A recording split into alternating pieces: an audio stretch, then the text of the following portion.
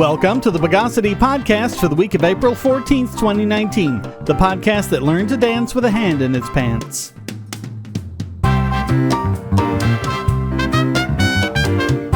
This is your host, Shane Killian. So the big news this week is the extradition and arrest of WikiLeaks founder Julian Assange, and it's so big that for the first time in a while we have a special podcast dedicated to just this subject. But that being the case, I decided not to have any of the usual breaks and promos here. Keep in mind that these can only fund the podcast if people sign up, and you can always access them on the right side of the podcast page. But the best way to support this podcast is to listen to all of this from the podcast page itself at podcast.bogosity.tv, because then I'll get airtime benefits even if you haven't installed the airtime extension. It's an airtime-supported website, not an ad-supported website. Of course, if you have installed the airtime extension, then you'll get benefits too. And you'll also support this podcast when listening on YouTube. So go to airtime.bogosity.tv and get 5 tubes free when you sign up. So Julian Assange has been cooling his heels in the Ecuadorian embassy in England since 2012. Ever since he was wanted on completely false pretenses for the supposed rape of 2 women who always maintained the sex was consensual. Although the charges were irrevocably dropped long ago, he'd stayed there effectively under detention as police continued to surveil the area, ready to arrest Assange the moment he steps out. The fear was that all of the stated reasons for holding him were a ruse, and what they really wanted to do was extradite him to America. Despite rebuffs of this idea as a wild conspiracy theory, after being extracted, the British government immediately began procedures for extraditing him to America. So now you know, if it hadn't been obvious all this time, who's been right and who's been lying. So yes, this is all about the so-called conspiracy with Chelsea Manning to leak documents exposing war crimes covered up by the U.S. military. As Peter Mass, senior editor of The Intercept, said on Twitter, quote, "Our understanding of what's happened in Iraq has been shaped by the rare leaks of visual evidence of war crimes by U.S. forces. You can dislike Assange for justifiable reasons, but the video Chelsea Manning leaked to him and that WikiLeaks published is stunningly important." By the way, number of arrests of people who actually committed those crimes? 0. An official statement from the London Metropolitan Police confirmed, quote, "Julian Assange, 47, has today, Thursday 11 April, been further arrested on behalf of the United States authorities at 10:53 hours after his arrival at a central London police station. This is an extradition warrant under Section 73 of the Extradition Act. He will appear in custody at Westminster Magistrates Court later today." The proximate cause of his arrest was that Julian Assange violated bail terms in 2012, to which he pleaded not guilty. Despite the fact that asylum in another country has never been considered skipping bail, the judge found him guilty, with no evidence submitted from prosecutors, and scheduled an extradition hearing for May 2nd, saying that Assange exhibited, quote, "the behavior of a narcissist who cannot get beyond his own selfish interest." Yeah, no bias there. And why should a defendant in a court of law be concerned with his own self-interest? I mean, if there's ever a time when you should be concerned with your own self-interest, it's when you're a defendant in a courtroom. I mean, this just continues the trend we've seen of British courts turning into kangaroo courts that completely ignore every single concept of justice developed since Magna Carta. They accuse Assange of conspiring with Chelsea Manning to crack password-protected files on Department of Defense computers, even though what Assange did is no different from what many other journalists have done in order to get the truth out to the people. By the way, Manning is back in jail after having her sentence commuted by Barack Obama, and was put in solitary confinement, administrative segregation, until she agrees to testify against Assange.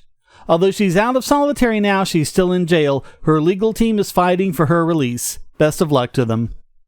Remember that the UN has repeatedly found Assange's detention to be both arbitrary and a violation of human rights, and have issued several statements calling for him to be freed. As one example, the UN Working Group on Arbitrary Detention found, quote, Mr. Assange has been subjected to different forms of deprivation of liberty. Initial detention in Wandsworth Prison, which was followed by house arrest and his confinement at the Ecuadorian embassy.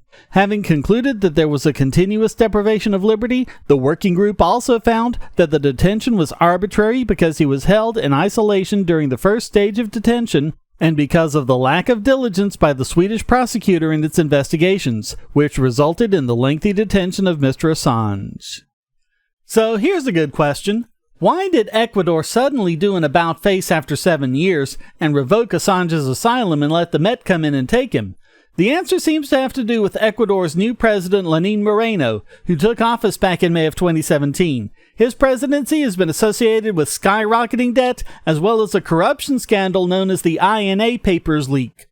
Those papers reveal that Moreno and his associates used several offshore tax havens to commit, quote, a series of crimes including money laundering, tax fraud, influence peddling, and the collection of bribes to the detriment of the Ecuadorian state. WikiLeaks ended up being the center of attention when they tweeted, quote, corruption investigation opened against Ecuador's President Moreno after purported leaks of his iPhone, WhatsApp, Telegram, and Gmail were published. New York Times reported that Moreno tried to sell Assange to U.S. for debt relief. In response, Foreign Minister Jose Valencia said this tweet was, quote, an absurd lie to harm the dignity of our country. We will not tolerate inventions and insults. I cannot anticipate when we will take action in relation to this, but we will take action for certain. He is biting the hand that feeds him. Wait, doesn't that last part sound a bit like a threat? Don't report on our major corruption scandal or we'll make sure one of your people is put in prison on trumped-up charges? That sounds like the action of a thug to me. Assange's arrest comes in the wake of Moreno's approval rating dropping to 17%. Vice President Otto Sonnenholzer lied, quote, what WikiLeaks and other political actors have done to publish private photos of the President of the Republic, of his family, is a despicable, repugnant, and odious act. The thing is, WikiLeaks didn't have anything to do with the INA papers being leaked, and Assange himself had nothing to do with that, not only having stepped down as editor of WikiLeaks, but also because Ecuador had long since shut off his internet access. WikiLeaks' tweet was a month after the INA papers were published, and 12 days after the INApapers.org URL had first been shared by other Twitter users. Nothing in WikiLeaks' tweet or their webpage includes any documents or photos. Further, the scandal had already been covered in the New York Times and The Guardian, so it's just one lie after another. Former Consul of Ecuador Fidel Navarez said, quote, the recent reaction of the Ecuadorian government to the INA paper scandal could not be worse.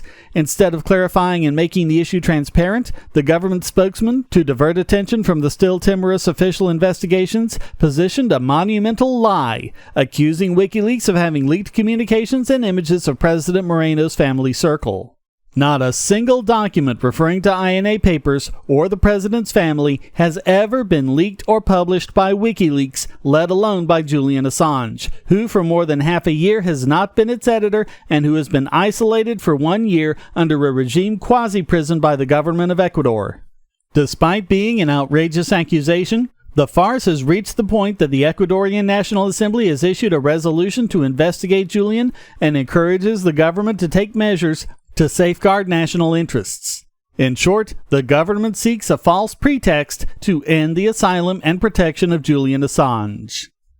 And despite their stated reasons for revoking his asylum and their assertion that it's completely legal, these reasons are no cause for revoking asylum under either Ecuadorian or international law. According to WikiLeaks, quote, the Ecuadorian government has falsely stated that Julian's protection from political persecution is contingent on his censorship. There is no legal basis for this claim, and in fact, the interference with his basic rights that has been imposed violates both the Ecuadorian constitution and binding international legal instruments. Now, there's a lot of good coverage in these links in the show notes, but I do want to stop for a moment and throw some brickbats. For example, the New York Times, in coverage that was mostly good otherwise, wrote, most recently, Mr. Assange has been under attack for his organization's release during the 2016 presidential campaign of thousands of Democratic emails stolen by Russian hackers. But the conspiracy charge against Mr. Assange is not related to WikiLeaks' role in Russia's operations to sabotage the election. People, give it up! When are you going to stop hitching your train to this dead horse that's been beaten to hamburger? Learn when your narrative is over and you're just embarrassing yourself. NBC wasn't much better. Quote, Assange has always maintained that the source of the leaks was not Russia, contrary to the conclusion of U.S. intelligence agencies. No U.S. intelligence agency has ever concluded that Russia gave this information to WikiLeaks. They haven't even established for certain that Russia was behind it at all. They were far from the worst, though, but we'll get to that later. It's probably not inaccurate to assume that when you're trying to put a journalist in jail for publishing leaked documents, that a lot of the documents surrounding that will be leaked themselves. And that's what happened with a court transcript of an appeal made by Assange in Ecuadorian court, a court that banned journalists and media from the proceeding.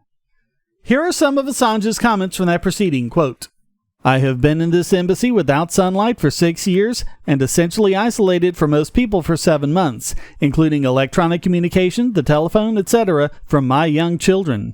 It has interfered with my ability to work, to make a living, and with my deeply held principles that I have fought for all my life, which is to uphold the right of freedom of expression, the right for people to know, the right of the freedom of the press, and the right for everyone to participate in their society and the broader society.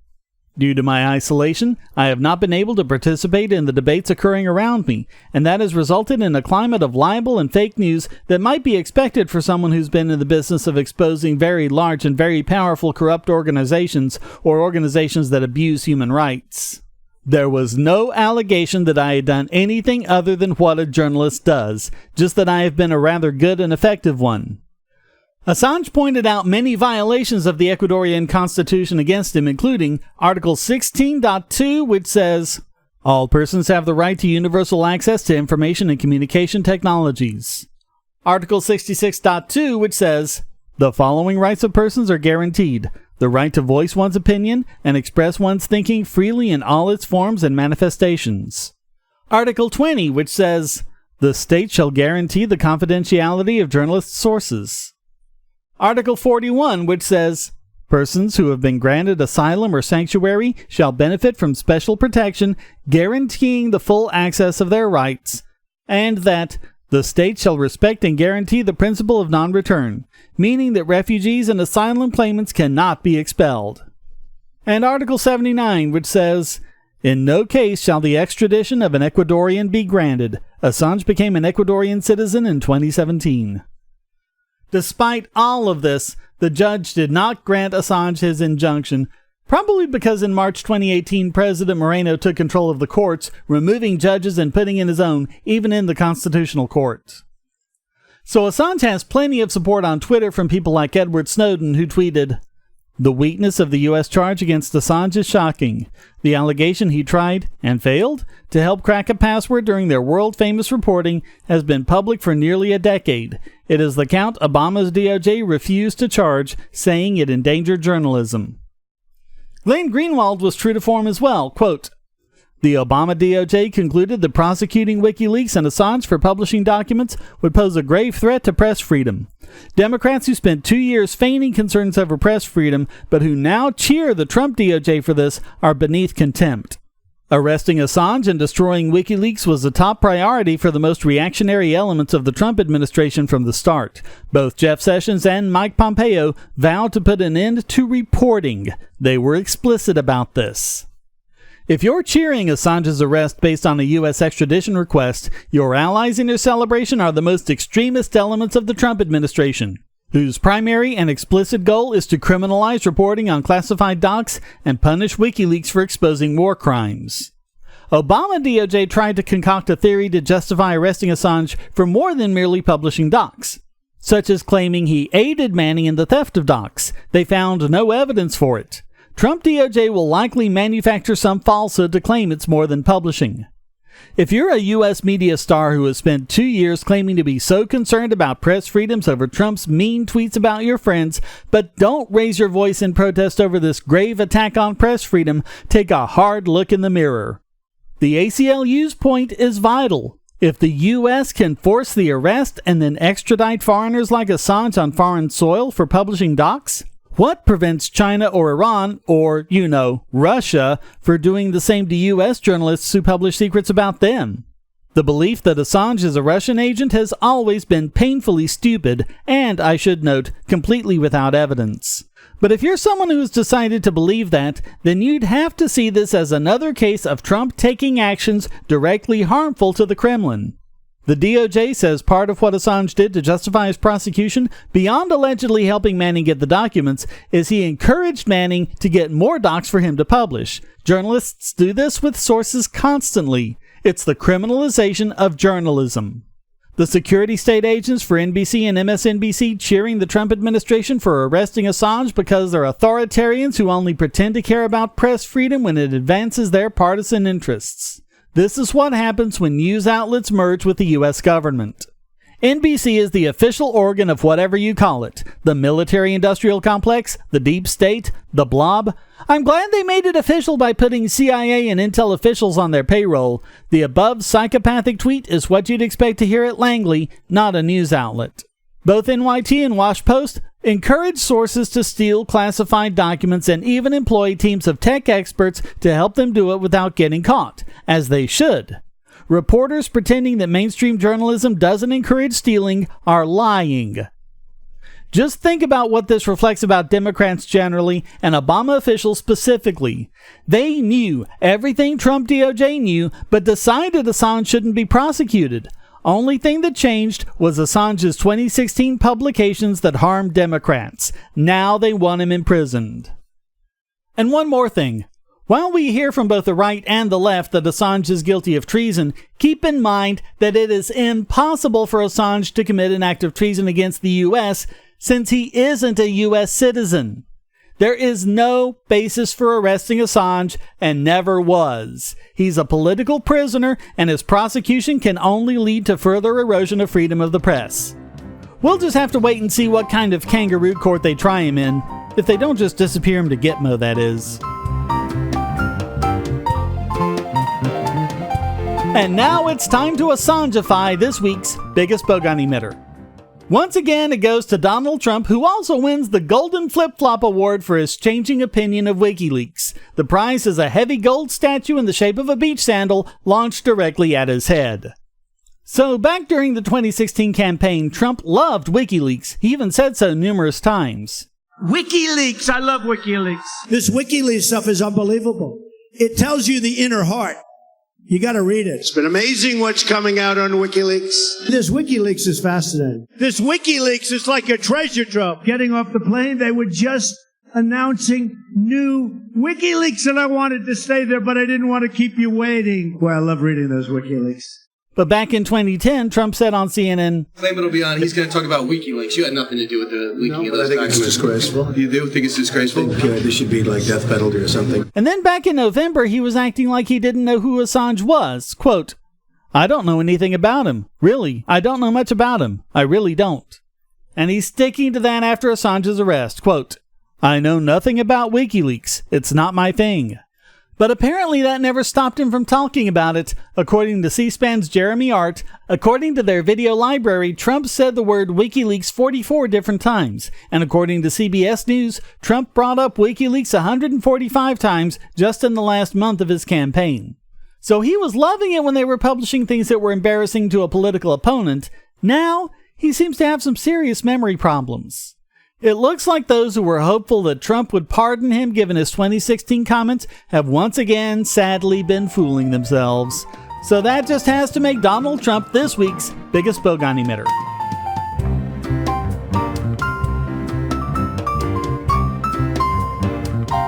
And now let's Assangeate this week's Idiot Extraordinaire. And it goes to another repeat offender, Rachel Maddow, who seems insistent on destroying what little credibility she might have left and continue the tailspin her ratings have taken. Since the Mueller report resulted in no indictments for Trump or any member of his staff with regards to Russian collusion in the 2016 election, she stayed the course, and the result is her ratings have dropped by a third. Not only does she not seem willing to do any kind of retraction or damage control, she's now doubling down in the wake of Assange's arrest. WikiLeaks is the organization whose founder was arrested today in London pending extradition to the United States. Now, according to the special counsel's office and this live indictment that has since been handed off to the National Security Division at the Justice Department, here's how prosecutors say WikiLeaks helped in the Russian military intelligence operation that attacked our election in 2016. You have to hear it to believe it, don't you? She shows on the screen count 1, conspiracy to commit computer intrusion. But just as we covered, that was about his so-called conspiracy with Chelsea Manning to decrypt files she'd obtained in her position as an intelligence operative. It has nothing to do with the 2016 elections.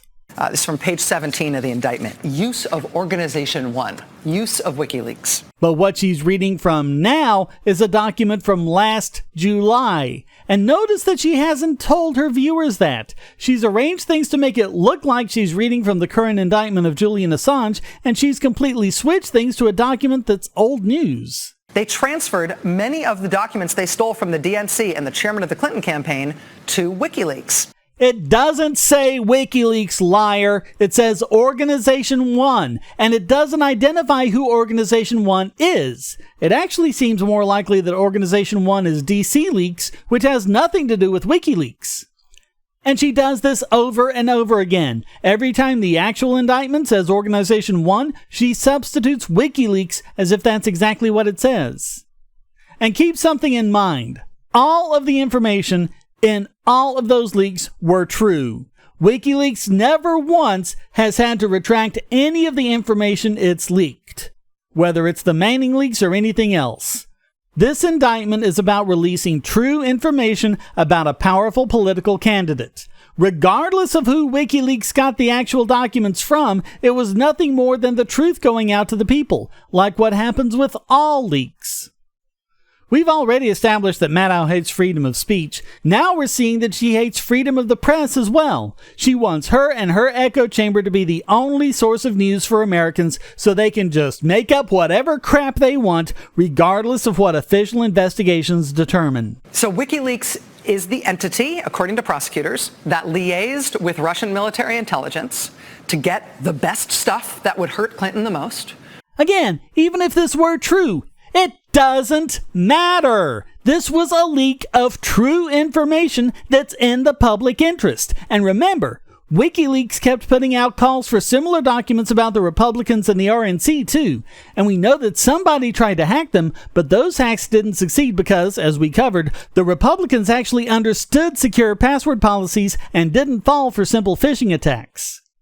The only reason Maddow is complaining about this is because people on her team got egg on their face. Egg they deserved for their irresponsible and even criminal behavior. WikiLeaks was also in direct contact with the president's eldest son, with Don Jr., advising him on how to better circulate the documents that the GRU had stolen for maximum impact. Oh, come on! We debunked this at the time. Junior only tweeted about this after the documents had been made public. You people showed how much you suck because you didn't even bother to look at the dates and the tweets and the emails and use them to make it look like Junior got the leaks ahead of time. He didn't. Give it up.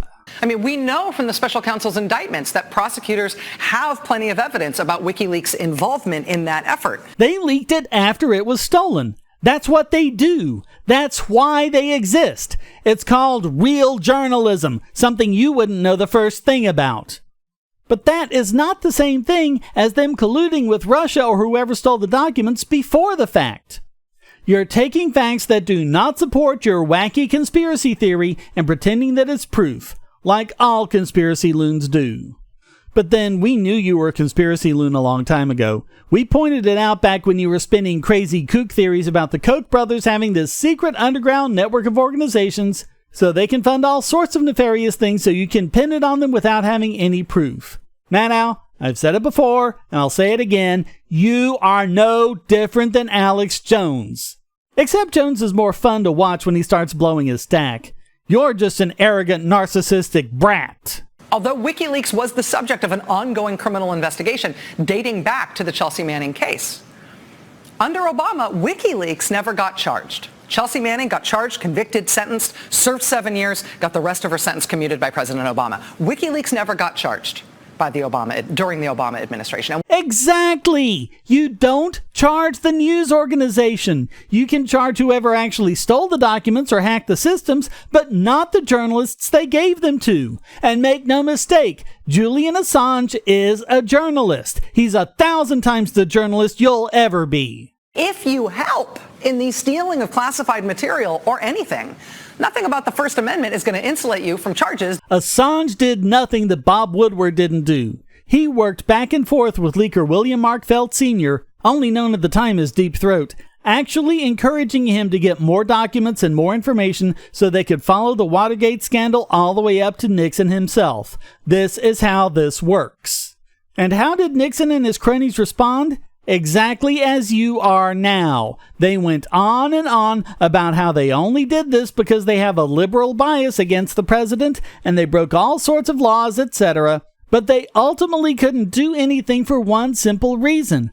All of the information was true, as it was here. Of the theory of the case that is laid out in today's indictment, that Julian Assange was helping Chelsea Manning steal classified material, steal government documents.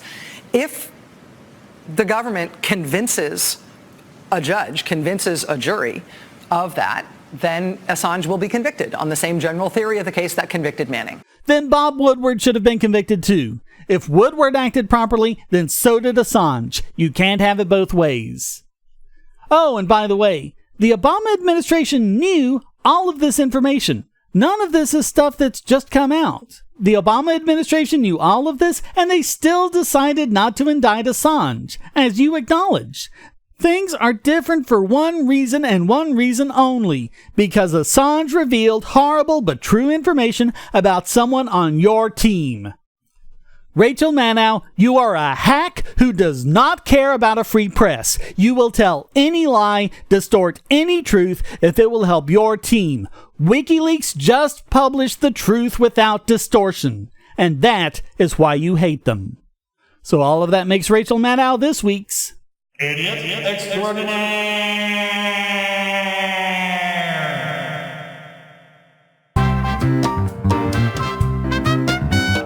Well, that wraps up this Down in the Pig Mine edition of the Bogosity podcast. Come to discord.bogosity.tv where you can join the discussion and post a question, statement, news article, or rant. This podcast depends on you to keep going, so please go to donate.bogosity.tv where you can give using PayPal or crypto, or subscribe at Patreon or Subscribestar to get the podcast and YouTube videos early and ad-free. You can even support this podcast for free with the airtime extension. Thank you for listening. Until next time, here's a quote from John Adams. Liberty cannot be preserved without a general knowledge among the people who have an indisputable, unalienable, indefeasible, divine right to that most dreaded and envied kind of knowledge. I mean, of the characters and conduct of their rulers. The Bogosity Podcast is licensed under Creative Commons Attribution Non-Commercial No Derivatives 4.0 International License.